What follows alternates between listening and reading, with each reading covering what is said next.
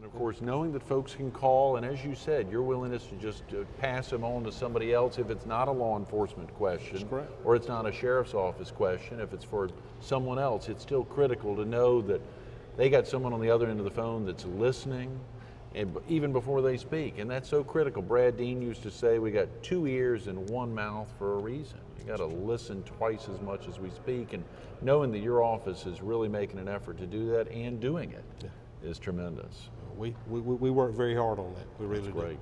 South Carolina Sheriff's Association, I know you've served as past president. I did. I believe, and of course we think about the role throughout the state. What is the role? How significant, how important is it to have the South Carolina Sheriff's Association? Oh, it's critical. I didn't really understand the Sheriff's Association. Obviously, I became a sheriff and I got very involved in it. Right. And to serve as president of it, you must be, the members, you have to be a sitting sheriff. So there's 46 members in South Carolina. To serve as president, you're elected by your peers, by the other sheriffs. So that was truly an honor for me to serve as president of South Carolina Sheriffs and represent them on a national level and throughout the state. Tremendous. Now, what that association does is it protects and looks out for law enforcement, and basically the office of sheriff. We have a director, and he's been there like 27, 28 years. He's been there a long time, and he is our representative at the State House, the legislature. When you're passing issues, laws that affect law enforcement, not just sheriff's offices, all of law enforcement. He is our representative. He's really good. He serves on numerous committees, law enforcement committees, and anytime we have a question, we can call that association and have an answer. When I became sheriff and he met with me the first time, he said, I'll make this promise to you. If you have an issue, a problem, or need to know, you call me. I will have you an answer back in 30 minutes. Wow. Or I will call you and tell you I haven't gotten your answer yet, but I'm still working on it. Golly. Now, he lives by that motto. His staff up there lives by that motto. That is wonderful. Oh, it's fantastic. We all ought to live by that. That's tremendous. I love that. It's good. It sets the tone of of us as sheriffs on how we represent our folks, I knowing we can get that answer. And I've called him, believe me, I've called him. Then, like I said, I was fortunate enough to serve last year. I'm still serving on the board as past president. And what a great experience I had meeting sheriffs from all over the United States. And of course, the relationship that we've been able to build with other sheriffs in the state. And knowing that a lot of the other 45 counties in the state have not had the explosive growth and the virtual doubling of staff. You know, a lot of people talk about that. They say in the last 10 years since Sheriff Thompson became sheriff, the office has more than doubled in staff. Do you run a lean operation? We certainly do, and especially right now, you know, the economy, obviously everybody knows it's down, budgets are down. You hear of government agencies and entities having to do cuts and all. And you know, our numbers weren't where they were. We have a few vacancies that we aren't filling. But, and I'll tell you what I told our staff. We had our budget meeting, and we prepared our budget, and then we sat down with senior staff here to discuss where we were and what we. And I came back and I said, listen, folks, we're not into arguing about money. We're not into arguing about funding. What we're going to do in this office is what they give us. We take those resources and we do what we got to do to make it work. Don't come out saying we can't do that because we don't have the funding. You, in supervisory and management positions, go back to your units, your sections, and you look at what we can do to make it more effective and more efficient. And that's what they've done. We just had a meeting yesterday. Tremendous.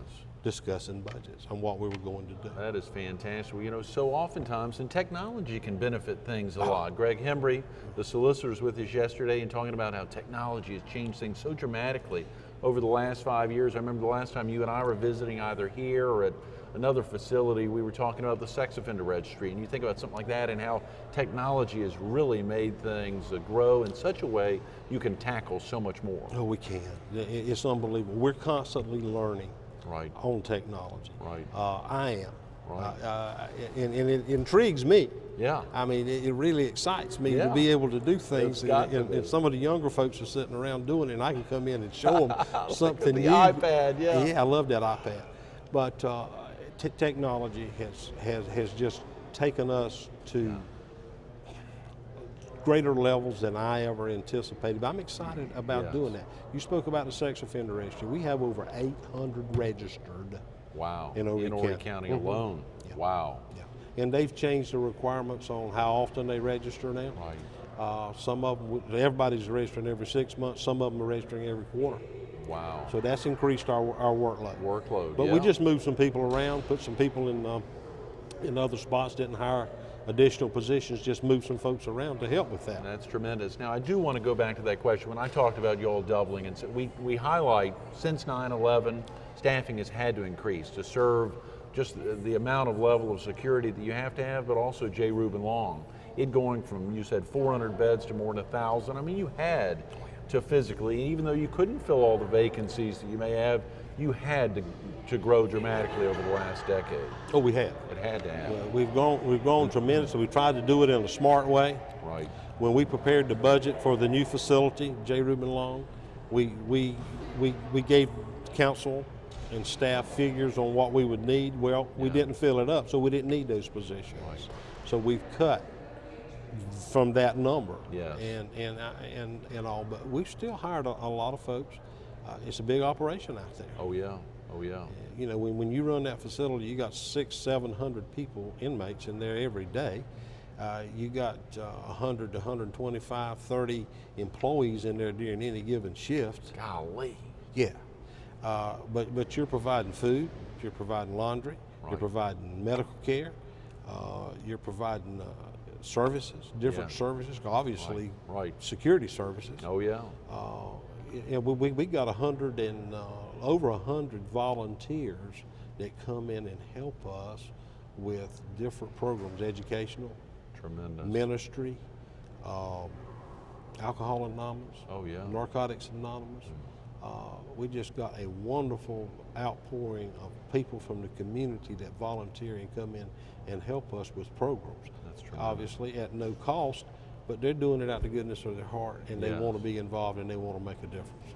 That's tremendous. Well, we're running out of time, Sheriff. I didn't want to miss the chance before we wrapped up to talk about, I understood the filing had taken place recently for a new 501c3.